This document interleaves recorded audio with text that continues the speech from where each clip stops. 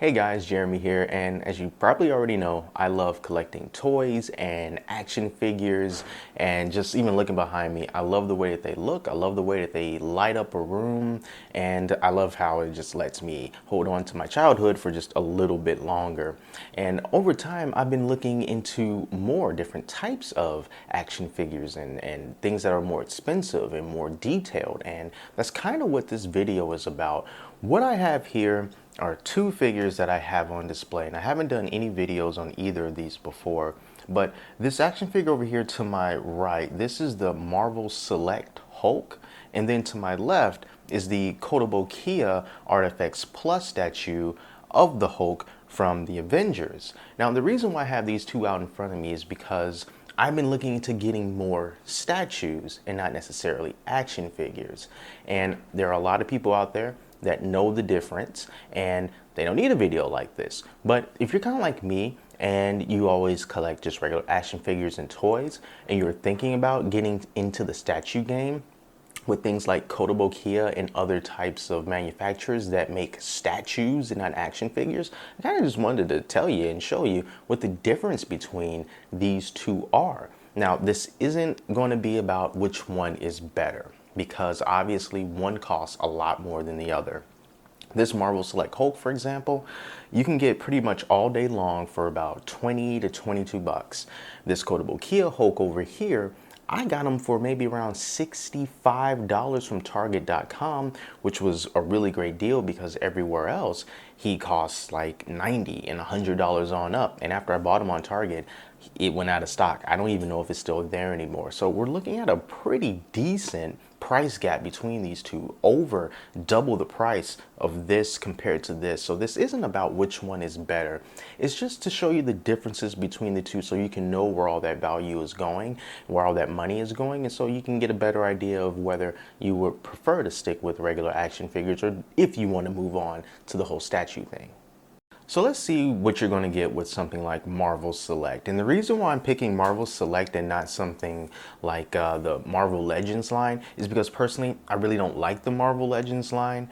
Ironically, they cost very similar to Marvel Select figures. The Marvel Legends line, when you go to a store, you usually pay somewhere between, I will say, $17 to maybe $22 for one of the Marvel Legends figures, which is like a typical 6-7 inch scale type figures, maybe a little bit larger depending on the character that you're looking for. And they have plenty of articulation, but to me, the detail and the paint and the uniqueness of them just isn't there because a lot of different molds are just reused and repainted and everything like that. And to me, I just feel like the Marvel Select line just gives you a better bang for your buck. The characters are larger, they're sturdier, and that's just what I like. So I'm gonna take the Kotobukiya Hulk and just set him down for a minute and just bring up this Marvel Select Hulk. Now this is not the only Marvel Select Hulk in the line, this is just one of them. And this guy is pretty huge. And he also comes with this base here, as does all the other Marvel Select figures, or at least most of them.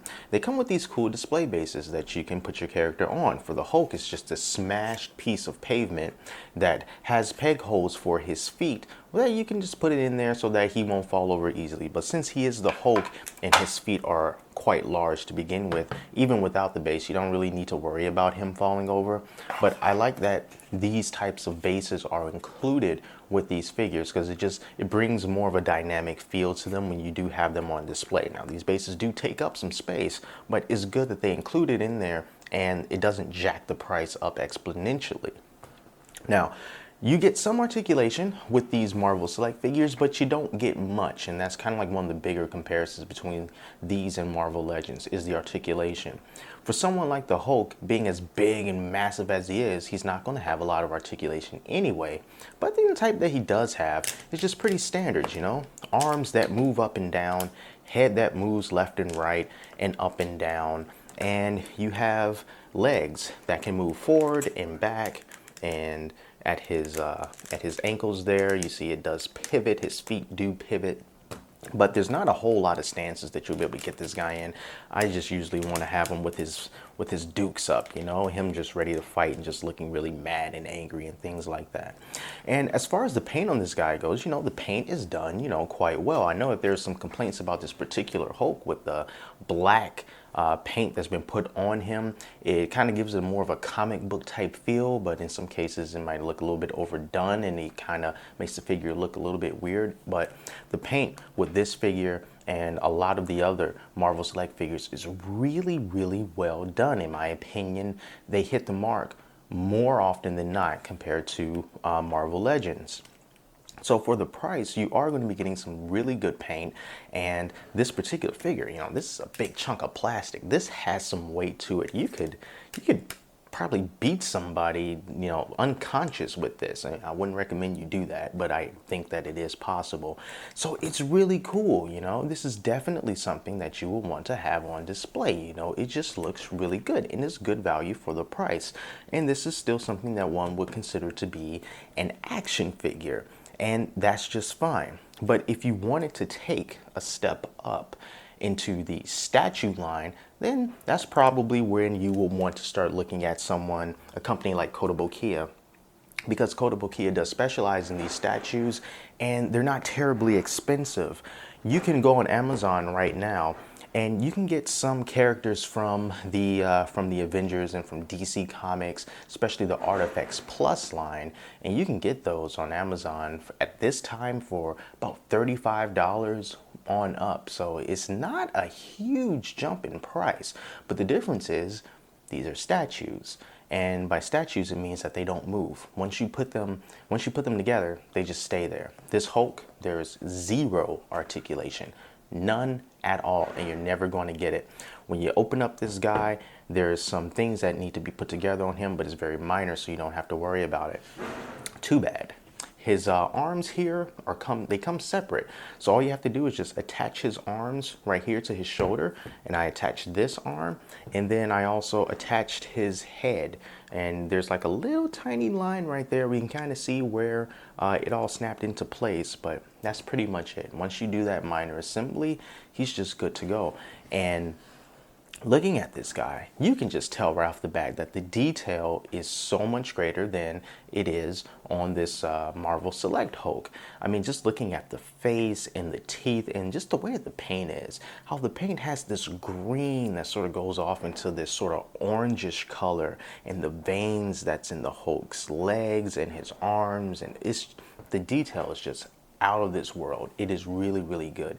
And he is one of the bigger characters in the Artifacts Plus line. You can also get like Iron Man and Thor and everything like that, but naturally Hulk is going to be a lot bigger.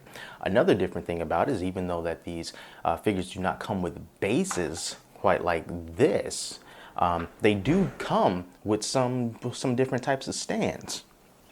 And in this case, they're magnetic. Now, the Hulk has two of these because he's just so big, but some other characters come with usually just one base, or they might come with something that's just entirely unique, that's unique to their particular character. I think that's something that they do in the DC line.